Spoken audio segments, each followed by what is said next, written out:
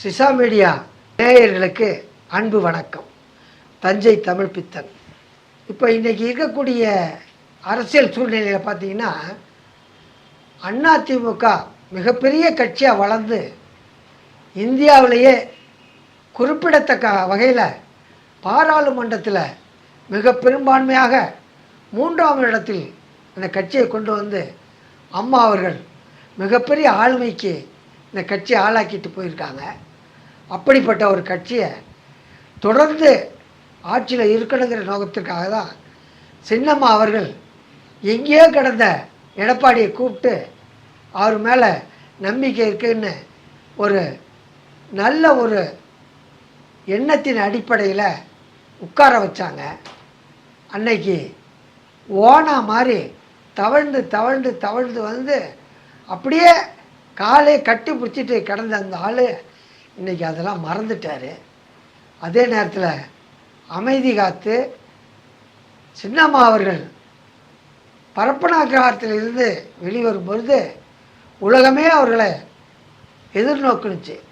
அவங்க வரணும், வந்து பொதுச் செயலாளராக தொடரணும், ஆட்சியை அவங்க நிர்மாணிக்கணும், தொடர்ந்து அதிமுக ஆட்சி மக்களுக்கு நல்லது செய்யணும் அப்படி தான் எதிர்பார்த்துச்சு. அதை அம்மாவும் மனப்பூர்வமாக ஏற்றுக்கிட்டு சற்றேறக்குரிய 24 மணி நேரம் பெங்களூரு பரப்பன அக்ரஹாரத்திலிருந்து சென்னை முடிய அவங்க வீட்டுக்கு வந்து சேர 24 மணி நேரம் ஆச்சு. அவ்வளோ பெரிய வரவேற்பு. மக்கள் எங்கு பார்த்தாலும் கூட்டம் கூட்டமாக எண்ணி மாளாது தலைகள், அவ்வளோ கூட்டம். எங்கே பார்த்தாலும் ஒரு இடம் பாக்கி இல்லாமல் அவங்களுக்கு மாலை போட்டாங்க, வரவேற்பு கொடுத்தாங்க. இதெல்லாம் மக்கள் பார்த்தாங்க, ஊடகங்கள் அப்படியே ஒளிபரப்பிடுச்சு. அப்படிப்பட்ட செல்வாக்கு மிகுந்த ஒரு தலைவிக்கு, சின்னம்மாவிற்கு என்ன மரியாதை கொடுத்தாங்க? இந்த உலகம் நன்றி கெட்ட உலகம். அதற்கு மிகப்பெரிய எடுத்துக்காட்டு அண்ணன் எடப்பாடி பழனிசாமி. இது ஊர் உலகமே காரி துப்புது. இவெல்லாம் ஒரு மனுஷனான்னு கேட்கக்கூடிய அளவுக்கு அவர் நடந்துக்கிறாரு. 4 ஆண்டுகளாக வாயே திறக்காதவர் இப்போது ஊடகத்திலேருந்து கேள்விகள் வரும்போது பதில் சொல்கிறாரு. அம்மா சின்னம்மா வந்து வயதில் மூத்தவங்க, அதனால் நான் வந்து அவங்கள்ட்ட ஆசீர்வாதம் வாங்கினேன் அப்படின்னு சொல்கிறாரு. தவிர எல்லாரையும் ஒன்று கூட்டி சட்டமன்ற உறுப்பினர்களை ஒன்று சேர்த்து ஆட்சி அமைக்க வழிவகுத்து என்ன சின்னம்மா முதல்வர் ஆக்குனாங்கன்னு அவர் வாயால் இன்னும் அந்த வார்த்தைகள் வரலை. அம்மா வந்து இப்போ 4 நாள் சுற்றுப்பயணமாக தென்காசியிலேருந்து துவங்கியிருக்காங்க. இந்த சுற்றுப்பயணம் 4 நாட்கள். சென்ற இடமெல்லாம் ஒரே மக்கள் கூட்டம். இதில் முன்னாள் அமைச்சர்கள், முன்னாள் கட்சியில் முக்கிய பங்கு வகித்தவர்கள்லாம் ஆடி போய் நிற்கிறாங்க. என்ன பேசுறதுன்னு தெரியாமே பேசுகிறாங்க. சின்னம்மா வந்து ஜாதி அரசியல் பண்ணுற மாதிரி சொல்கிறாங்க. சின்னம்மா எப்போ ஜாதி அரசியல் பண்ணாங்க? எல்லோரும் நல்லா இருக்கணும், இந்த மக்கள் எல்லோரும் நல்லா இருக்கணும், எல்லாருக்கும் எல்லாம் செய்யணும். அம்மா என்ன செஞ்சாங்களோ அதுதான் சின்னம்மா செய்கிறாங்க. தனிப்பட்ட முறையில் யாருக்கும் அவங்க செய்யலை. இந்த உதயகுமார் போய் இந்த இனத்து மக்களுக்கு இவங்க என்ன செஞ்சாங்கன்னு கேட்குறாரு. தனியாக பிரித்து அவங்க யாரையும் அவங்க செய்யலை, யாருக்கும் செய்கிறது இல்லை. பொதுவாக எல்லா மக்களும் ஜாதி இன பேதம்ன்றாமல் தான் அவங்க எல்லாருக்கும் நல்லது செய்கிறாங்க. இவர் வந்து ரொம்ப மெத்த படித்த மேதாவி மாதிரி பேசுகிறாரு. இவர் தான் முத சின்னம்மா தான் இந்த கட்சிக்கு தலைமை இருக்க வேண்டும், சின்னம்மா தான் பொதுச் செயலாளராக வேண்டும், சின்னம்மா தான் அடுத்த முதல்வர். சொன்னியா இல்லையா நீ? அப்படி சொன்ன நாக்கு இன்னைக்கு எங்கே போச்சு? அப்படியே தலைகீழ மாறுற, தேவையில்லாமல் உளர்ற. இந்த இனத்துக்கு என்ன செஞ்சாங்கன்னு கேட்குறிய, தமிழ் மக்களுக்கு என்ன செஞ்சாங்க, தமிழ்நாட்டுக்கு என்ன செஞ்சாங்கன்னு கேட்டாலும் அதில் ஒரு அர்த்தம் இருக்குது, பொருள் பொதிந்து இருக்குது. உனக்கு பேசவே தெரியல.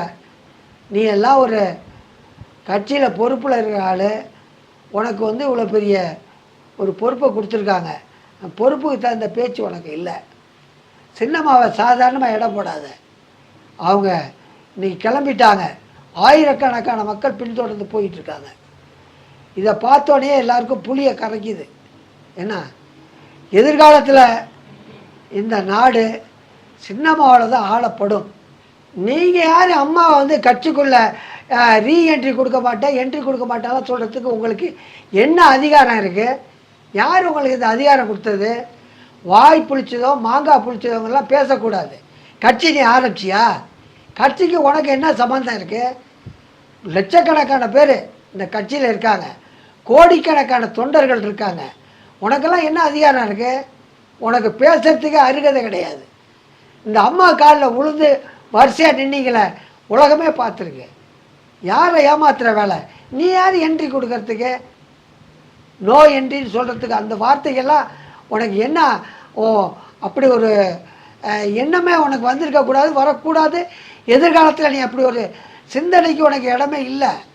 கட்சி அம்மா கூட நகையும் சதையுமா 33 ஆண்டுகள் இரவு பகலாக இருந்து நல்லது கெட்டது பார்த்து அம்மாவே ஒரு பேட்டியில் சொல்லியிருக்காங்க, எனது தாயின் பராமரிப்பிற்கு பிறகு என்னை பராமரித்து நல்லது கெட்டது பார்த்தது என் தோழி என் தாயாக இருந்து கவனித்து கொண்டார் என்று அம்மா சொல்லியிருக்காங்க. ஒரு பேட்டியில் உலகம் பூரா அந்த பேட்டி ஒளிபரப்பாச்சு. வடநாட்டிலேருந்து ஒரு நடிகை வந்து அந்த பேட்டி எடுத்தாங்க. அது அந்த பேட்டியை பார்த்துட்டு தான் தெரிஞ்சிருக்கோம் எவ்வளோ அருமையான பேட்டின்னு. அப்படிப்பட்ட ஒரு இடத்துல இருக்கக்கூடியவங்கள போய் நீ ரீஎன்ட்ரி என்ட்ரிலாம் சொல்கிறதுக்கு உனக்கு என்ன அருகதை இருக்குது? ஓ வீட்டு வயலா வாய்க்காலா, ஓ வீட்டு சொத்தா, ஓ வீட்டு தொழிலா? உனக்கு என்ன அருகதை இருக்குது? நீ ஆரம்பிச்சியா? உன்னால் என்ன செய்ய முடியும்? உனக்கு என்ன அருகதை இருக்குது? வீணாக வந்து வாங்கி கட்டிக்கிட்டு மக்கள் மத்தியில் கெட்ட பேர் வாங்கிட்டு அட்ரஸ் இல்லாமல் போகிறீங்க. அதுக்கு வழிவகிக்கிற பேச்சு தான் இந்த நோ என்ட்ரிங்கிறதெல்லாம். எது வேணாலும் பேசுறது, மைக்கு கிடச்சா ஓடி வந்து குதிக்க வேண்டியது. என்ன பேசுகிறோம், என்ன பொருள்? பின்னாடி வெற்றி வேலை இல்லாமல் போயிட்டா. இன்றைக்கி வெற்றி வேலை இருந்தால் நல்லா இருந்திருக்கும். பழைய கதையெல்லாம் எடுத்து விடுவார். அதெல்லாம் மறந்துட்டு நீ பேசிகிட்டு இருக்கீங்க. ஜாக்கிரதையாக பேசணும். லைக், ஷேர் அண்ட் சப்ஸ்கிரைப் பண்ணாதவங்க இப்பவே சப்ஸ்கிரைப் பண்ணிருங்க. எங்களோட அப்டேட்ஸ் உங்களுக்கு வரணும்னா பெல் பட்டனை பிரஸ் பண்ணுங்க.